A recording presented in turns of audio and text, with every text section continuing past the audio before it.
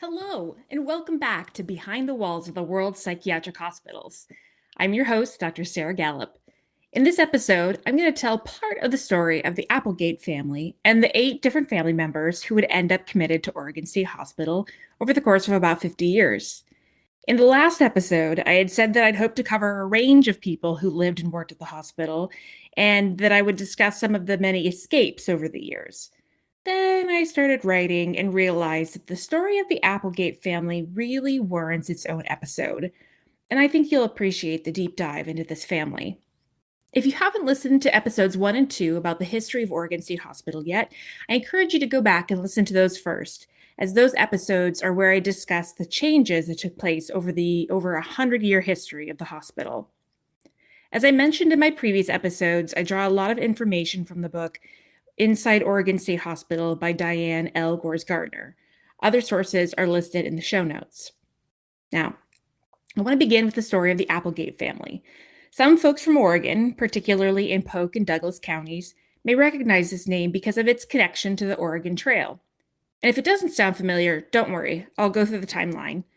There's also going to be a bit of history before we get to the connection to the hospital, so hang in there.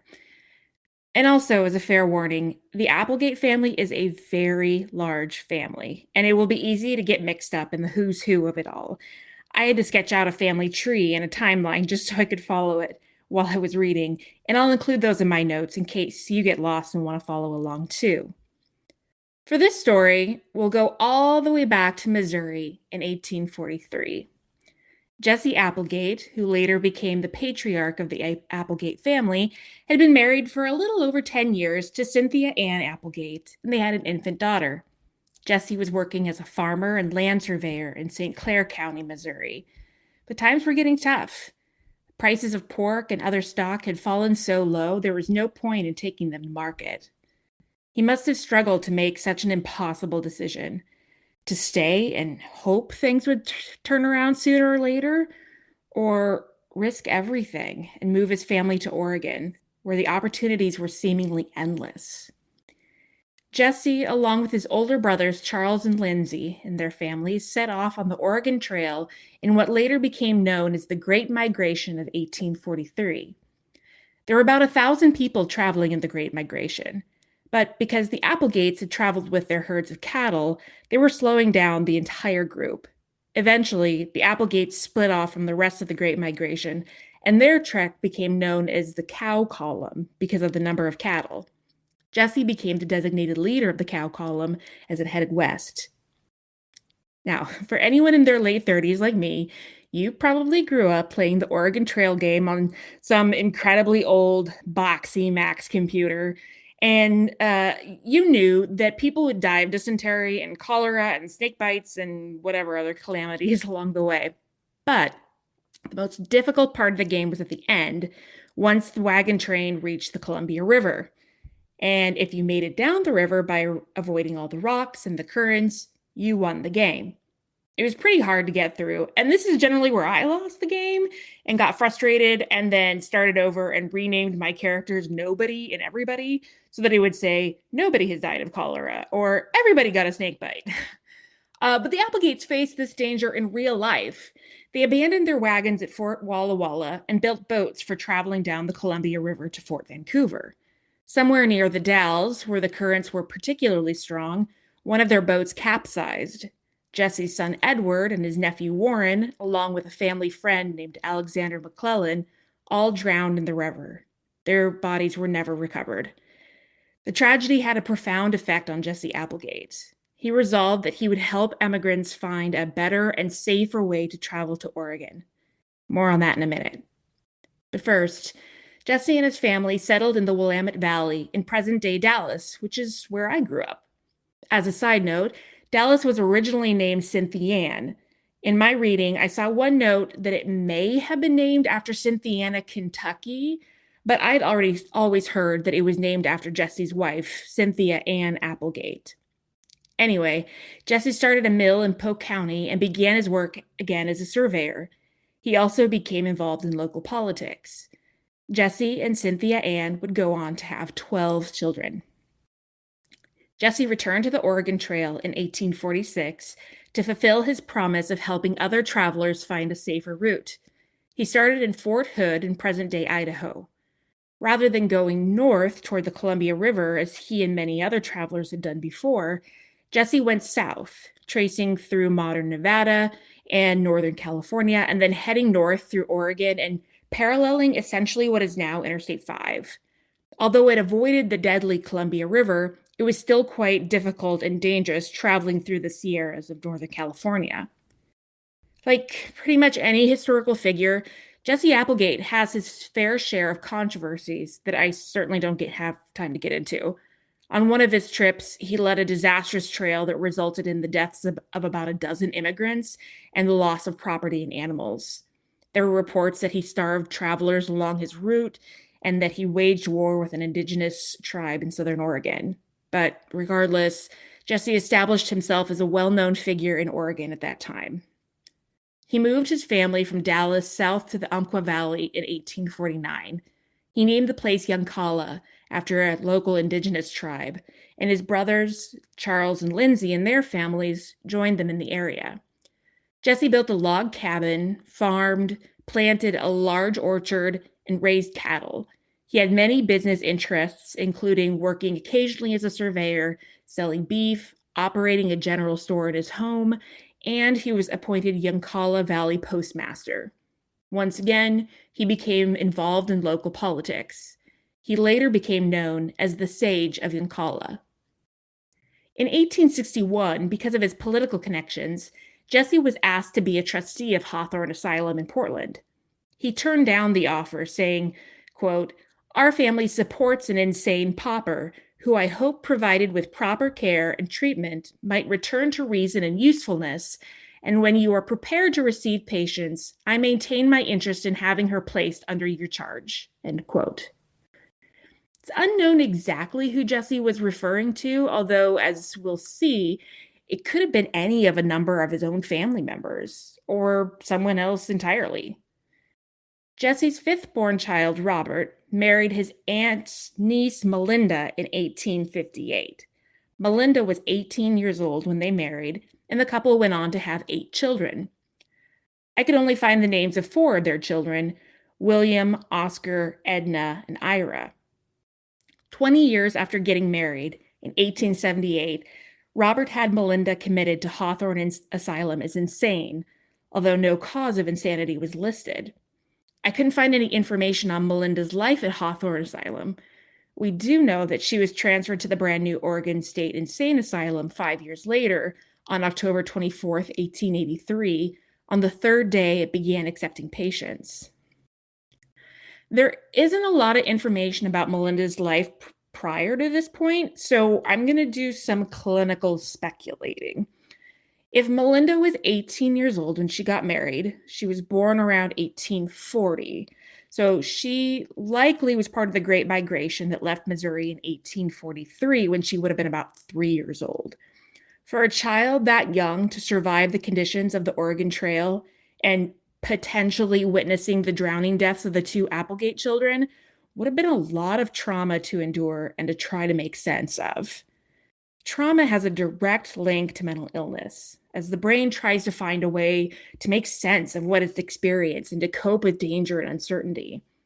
We also don't know if other members of Melinda's family of origin had shown signs of mental illness. But regardless, we do have a few notes about Melinda's symptoms.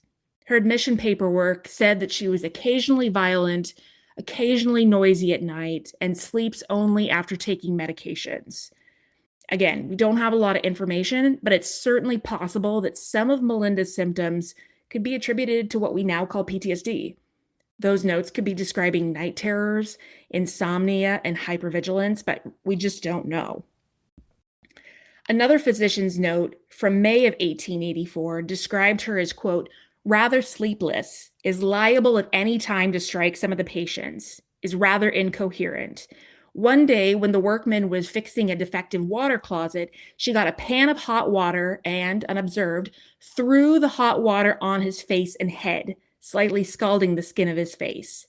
She said she did so because she believed he was trying to kill some children who were down in the basement. and she could not be persuaded that there were not children down there, end quote. And this example shows some evidence, perhaps, of paranoid delusions. I always wonder what other non-psychotic explanations might be possible for a patient's behavior. And here I am clinically speculating again. It's most probable that her actions were related to psychosis because, spoiler alert, she doesn't actually get out of the hospital. But it's not impossible that maybe the workman had done something or tried to do something to her, and she defended herself and made up a delusional excuse later. Is it likely? Probably not. But we do know that abuse of patients did happen and that women were often not believed.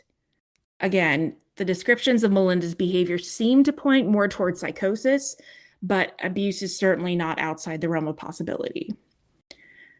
A few months later, in October 1884, so this is about a year after her transfer to the new asylum, Melinda's physician noted that she was, quote, in fair health. She is usually good-natured, but subject to outbursts of sudden passion when she will do violence to other patients.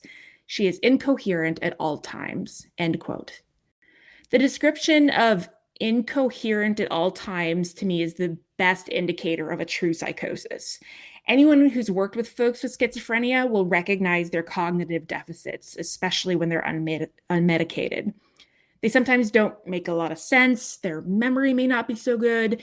They may struggle to focus. And some folks appear sort of checked out or vacant. Melinda's doctor updated her condition in 1887, noting that while she was increasingly incoherent and muttering to herself, she was less violent and, quote, almost never passionate, end quote. I kind of wonder what almost never passionate actually means. On the one hand, if the passion her doctors had described earlier was a symptom of mania, perhaps that was being controlled and she was functioning better. On the other hand, I wonder if it signals a sort of resignation. She'd been hospitalized at that point for almost 10 years. It'd be easy to lose hope. So interestingly, on July 7th, 1886, Jesse Applegate was committed to Oregon State Insane Asylum. Yes, that Jesse Applegate, the pioneer, the politician, the guy who'd been asked to be a trustee of Hawthorne Asylum. At 75 years old, the sage of Yankala, who'd been widowed for 5 years, had been living with his daughter Sarah due to old age and financial problems. He was said to have become, quote, irritable, combative, and difficult to control, end quote. Sarah said he had visions at night of family members who had previously died. He was admitted with the diagnosis of acute mania, and there could be a number of explanations for his behavior. It's possible he just turned into a cantankerous old man who had experienced a lot of loss in his life and didn't want to be told what to do and got incredibly upset when his family had him committed. That's possible. It's also possible, given his age and symptoms, that he was experiencing dementia. Anyone who's worked with or had family members with Alzheimer's, for instance, know it's not uncommon for some folks to act out violently or become difficult.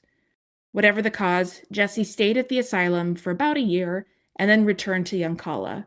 He died the following year in 1888 at age 77. As a quick side note, prior to his death, Jesse became friends, and some suspect maybe more than friends, with Dr. Bethania Owens, who we referenced in episode 1. You may recall she was the doctor who believed in promoting eugenics and banning certain types of marriages. Also in 1888, Melinda's sixth child, Edna, was committed to Oregon State Insane Asylum. When Melinda had been committed to the Hawthorne Asylum 10 years earlier, Edna was only 8 years old. Her family said she had her first psychotic break 6 weeks before her admission. She was diagnosed with acute mania with the cause listed as heredity. Edna joined her mother Melinda in Ward 11 on October 25, 1888. She was described as, quote, wildly excited, profoundly incoherent, noisy, boisterous, profane, end quote. Her doctor's note indicated that she was given a 1.5 hyoscyamine, which is for gastrointestinal issues, a 1/2 ounce of laxatives, a 2-ounce tincture of cannabis, 2 ounces of sodium bromide, a sedative or anticonvulsant, and a half an ounce of potassium bromide 3 times a day, which is another sedative or anticonvulsant. Doctors said Edna became quiet and showed rapid improvement, so much so that she was discharged 5 months later in March 1889. Back in Yoncalla, Melinda's youngest child, Ira, was experiencing his first psychotic break at 13 years old. He had only been 2 years old when his mother was committed to Hawthorne. I hope he had support from nearby family members to help raise him, but no doubt the stress of growing up without his mother and, very likely, seeing several of his siblings struggle with mental health issues must have weighed heavily on him. 13 is very young to begin showing symptoms of psychosis, but it's not impossible, especially for folks with trauma in their background. Although he remained at home, it had to be challenging to live with these symptoms at such a young age. On January 24th, 1892, Melinda's second child, William, was committed to the asylum. William had been 17 years old when his mother was sent to Hawthorne. Now at age 30, he was being admitted for the attempted murder of unnamed family members. William was described as being 6 foot 4 inches tall, 240 pounds, and very violent. He had a limited education, and his first attack was attributed to mental strain. Very little information is given about William, but based on his description and his later transfer to Fairview, it's likely that he had a developmental or intellectual disability. In 1893, Melinda's husband, Robert, died. He's 54 years old. I couldn't find information about how he died or how much contact, if any, he had with his family members who had been sent to the asylum. On January 1st, 1894, Ira Applegate was admitted to the asylum at 17 years old. He was described as 6 foot 3 inches tall and 168 pounds. He was given the diagnoses of melancholia and auditory hallucinations, with the causes listed as masturbation and heredity. Although he had struggled with symptoms of mental illness for years, he recovered quickly and was discharged later that year in August 1894. Edna was readmitted to the asylum in 1896 when she was 25 years old. Again, the cause of insanity was listed as heredity. The physician wrote that she expressed herself as having great ruling power and intended to establish a monarchy. I mean, go girl. That sounds pretty good to me. And it certainly sounds preferable to the irritable state she was in when she was previously admitted. You may remember that the doctors described her as noisy, boisterous, and profane. In September 1897, Ira was readmitted to the asylum after, quote, destroying his brother's horses and setting fire to the fences, end quote. At this point, Melinda Applegate and 3 of her 8 children, William, Edna, and Ira, were all living at Oregon State Insane Asylum at the same time. Melinda was 57 years old, William was 35, Edna was 27, and Ira was 21. Edna discharged from Ward 19 a few months later, on December 8, 1897. It would be her last admission to the asylum. In 1905, she got married at age 35 to Michael Damrose, and as far as records indicate, she never returned to the asylum. Ira discharged from Ward 9 the following July in 1898 and returned to Yoncalla. He was admitted for a 3rd time in April 1904 when he was 28 years old. This time, he was diagnosed with delusions of religious character, and the causes of insanity were listed as heredity and delusional mania. He remained at the asylum for 2.5 years and was discharged on September 8, 1906. In February 1908, another Applegate family member arrived at the asylum. Jessie's great-niece Adelaide was admitted at age 29. This was allegedly her 2nd attack of psychosis, and the cause was listed as heredity. Her admitting physician wrote the following regarding her symptoms, quote, imagines she had done wrong and had a great fear of punishment, has fear of impending danger to family, has not been violent, but difficult to restrain at times, and wants to get away, end quote. She was diagnosed with menstrual irregularity leading to dementia praecox, which is what we now call schizophrenia. Now, I recognize that I work primarily with cisgender men, but I can pretty confidently say that menstrual irregularity is not a cause of schizophrenia. However, the paranoia that her doctor described would be a more likely attribute to schizophrenia. Whatever they used to treat her seemed to be effective because Adelaide was discharged 4 months later in June 1908. On January 22nd, 1910, William Applegate was transferred from the asylum to Fairview Hospital. He remained there until his death on April 22nd, 1916, at 46 years old. Adelaide was recommitted to the asylum in January 1913. This time she was diagnosed with manic depression due to menstrual pain. It's really a tragedy. The doctors weren't able to better care for her physical needs at the time. I mean, clearly this woman was suffering from a tangible physical cause, maybe endometriosis or something similar, and it was understandably affecting her mental health. But being unable to reasonably treat her symptoms or assuming she was cured, she was discharged 3 months later in April 1913. Ira, however, was clearly suffering from a severe mental illness. He was admitted to the newly renamed Oregon State Hospital for the fourth time on January 31st, 1915, when he was 39 years old. He was diagnosed with religious fanaticism. Again, he stayed for 2.5 years and was discharged as cured on July 19th, 1917. In November 1918, Melinda's third child, Oscar, was committed to Oregon State Hospital at age 55. He had been 15 when his mother was committed to the Hawthorne Asylum. Oscar was diagnosed at admission with acute mania and manic depressive psychosis. There isn't much information about his life prior to his hospitalization, except that he got married at age 31. Oscar stayed at the hospital until July 2nd, 1919, when he returned to Yoncalla. Oscar was readmitted to Oregon State Hospital in August 1921 and discharged at an unknown date. Ira was admitted for the final time on December 4th, 1918, only a month after his brother Oscar's first commitment. Ira would remain at the hospital for the rest of his life. On January 20th, 1922, Mignon Applegate was voluntarily committed to Oregon State Hospital. Mignon was married to Jesse Applegate's grandson, Winfield. Mignon was 55 years old and described as forgetful and feeble-minded, and she was given a diagnosis of senile paranoid psychoses. She stayed for 2 months and was discharged in March 1922 back to Yoncalla.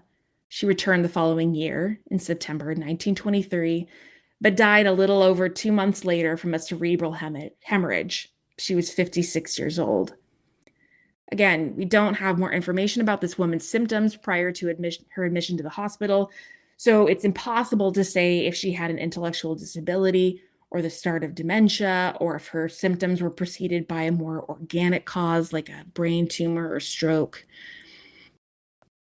Oscar Applegate was readmitted 2 more times to Oregon State Hospital in April 1924 and August 1928. He died at Oregon State Hospital on February 22nd, 1929 from heart failure. He was 64 years old. I know we don't have a lot of information about Oscar's functioning before his hospitalization, or really even during his hospitalization for that matter, but I'm curious if he had symptoms before age 55. This is far too late for an onset of psychosis, unless he had some sort of terrible head injury or some sort of neurological cause. He was 55, so it's possible he may have been experiencing an early onset dementia, but it's really hard to say from such little information. Through all of her children's hospitalizations, Melinda Applegate remained a patient at Oregon State Hospital. It's unknown how much contact, if any, she had with them while they were there, or if she was alerted when they died. Melinda was originally admitted to Hawthorne Asylum in 1878, but spent most of her life in Salem. She died at the hospital on January 31st, 1930, from chronic myocarditis. She was 89 years old and had been a patient for 51 years, 8 months, and 13 days. She was buried with her family of origin in Drain, Oregon. Later that year, in December 1930, Ira Applegate also died at Oregon State Hospital at age 54. His death was attributed to maniacal exhaustion. Of all Melinda's children, Ira seemed to be the most pervasively and chronically ill, according to available records. If you've ever worked with or seen someone in an acute manic episode, you might be able to imagine the type of death that leads to maniacal exhaustion. Often, folks going through manic episodes don't get enough sleep, if any at all, and they may feel propelled by a motor. It's as if they just can't stop talking, can't stop moving, can't stop going. Before the advent of mood stabilizers, many patients with mania would die from sheer exhaustion. It had to be terrible, and it's a shame that that's how Ira's lifelong struggle with mental illness ended. Adelaide Applegate was committed to the hospital for the final time on February 16, 1933, 20 years after her previous admission. She was 54 at the time of her admission and diagnosed with manic depressive psychosis in the depression phase. You may recall that previously Adelaide had been diagnosed with menstrual irregularity causing dementia praecox, and later as manic depression caused by menstrual pain. No other details about this admission were available, but Adelaide remained at the hospital for another 19 years, 8 months, and 12 days until her death in October 1952 at age 73. An autopsy later revealed her cause of death as uterine cancer. I can't help but wonder if this could have been avoided if she had had modern gynecological treatment. There's no way to know for sure, of course, but I'm thankful for the advancements in the field of psychiatry and general medicine that help us better understand how our minds and bodies work. There is still a lot left to learn. And this is where I'll end the story of the Applegate family. Of the many family members, some of whom survived the dangers of the Oregon Trail, 8 would go on to be patients at Oregon State Hospital. Of those 8, 6 would stay at the hospital until their deaths. Only Jesse Applegate and his granddaughter Edna would be returned to the community. Their stories speak to the genetic link to mental illness and the devastating effects of trauma on a person's mind. In the next episode, I'll discuss others who lived and worked at the hospital over the years. We'll hear the story of a patient in his own words who voluntarily committed himself twice. Learn why the first woman psychiatrist at the hospital quit suddenly to start her own practice. Find out about the many prison convicts who ended up at Oregon State Hospital and some who managed to escape. I hope you'll come back and listen. And remember, do the best you can until you know better. And then when you know better, do better. Until next time.